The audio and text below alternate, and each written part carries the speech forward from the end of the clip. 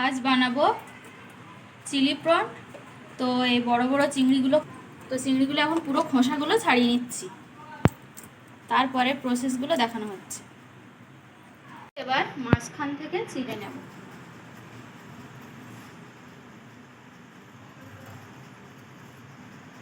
এই যে দুভাগ করে নেব।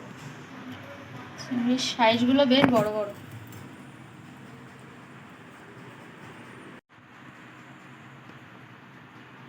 ম্যারিনেট করে নেব। তো গোলমরিচ আর জিরে একসাথে গুঁড়ো করে নিয়েছিলাম, সেটা দিয়ে দেবো আগে। পরিমাণ মতো লঙ্কার গুঁড়ো দিয়ে দিলাম।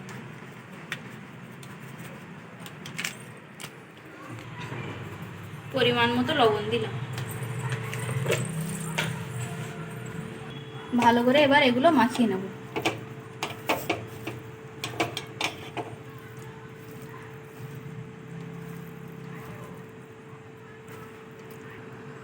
আর শেষের দিকে সামান্য একটি ভিনিগার দিয়ে দিলাম। ভিনিগার দিলে কি হবে, একটু শক্ত হবে চিংড়িগুলো। তো এবার দেখুন, এই একটা ক্যাপসিকাম ছোট ছোট করে কেটে নিচ্ছি। বেশি বড় করব না, সাইজে ছোট রাখবো।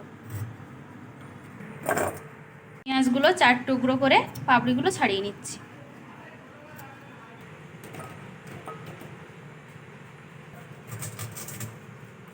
পরিমাণ রসুন আমি কুচিয়ে নিলাম, আর এতটা রসুন আমি বেটে নেব। তিস্তা নদীর থেকে আনা পাথর দিয়ে চপিং বোর্ডের উপরে রসুনগুলো বেটে নিচ্ছি। মিক্সি আছে, তো এই কটা রসুন বাটার জন্য আর মিক্সি বের করলাম না। আর এই টাইপের পাথর কিন্তু তিস্তার বুকে প্রচুর পাওয়া যায়।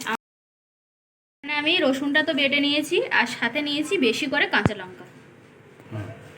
চিংড়ি মাছগুলো কিন্তু প্রায় 20 মিনিট ধরে ম্যারিনেট করে রেখে দিয়েছিলাম। এবার দিয়ে দিলাম কর্নফ্লাওয়ার। বেশি দেবো না, অল্প করেই দেবো। এবার ভালো করে মাখিয়ে নিচ্ছি। কড়াইতে বেশি করে তেল দিয়ে দিলাম। সমস্ত সরঞ্জাম আমার রেডি, এবার শুধু রান্না করার অপেক্ষা।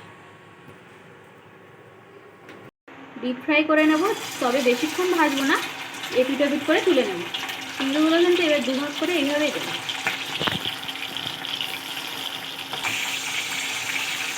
খুব ভালোভাবে ভাজাটা হয়ে যাচ্ছে। ভাজা হয়ে গেছে। দেখুন কত সুন্দর গোল্ডেন কালার করে ভেজে নিয়েছি। এবার পেঁয়াজগুলো আগে ভেজে নেব। হালকা লাল হয়ে আসলে তারপরে ক্যাপসিকামগুলো দিয়ে দেবো। যতটা তেল দেখতে পেয়েছিলেন আমি তার কিন্তু তেল কিছুটা তুলে নিয়েছি। অল্প করে তেলেই এই রেসিপিটা হবে, বেশি তেল দেবো না। পেঁয়াজগুলোর সাথে এই রসুনগুলোও দিয়ে দিলাম। পেঁয়াজগুলো লাল করে ভেজে নিয়েছি। এবার আমি বেটে রাখা রসুনগুলো আগে আর একটু ভেজে নেব। রসুন রেসিপিটার স্বাদটা আরও বেড়ে যাবে। কেটে রাখা লঙ্কাগুলোও দিয়ে দিলাম। এবার ক্যাপসিকামটাও দিয়ে দেবো, বেশি ভাজবো না, পুড়ে যাবে। ক্যাপসিকামগুলোও দিয়ে দিলাম।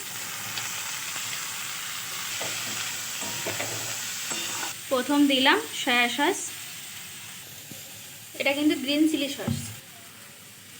ভিনিগারটা খুব সামান্য পরিমাণে দিয়েছি। এরপরে সমস্ত সসগুলো আমি মিশিয়ে নিচ্ছি। সসগুলো বানিয়ে রেখেছিলাম সেগুলো দিয়ে ভালোভাবে হাই ফ্লেমে ভেজে নেব।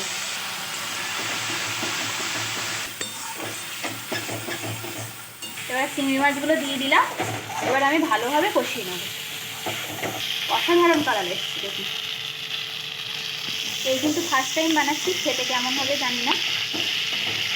বাড়িতে অবশ্যই একবার ট্রাই করবেন। জল দিয়ে দিলাম। জলটা কিন্তু কম করেই দেবো, বেশি দেবো না।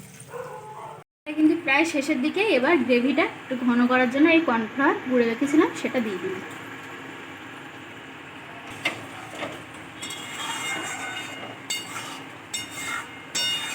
সুন্দর একটা কালার এসছে। ভিডিওটা কেমন আসবে জানি না, কিন্তু সামনাসামনি তো দেখতে ভালোই লাগছে।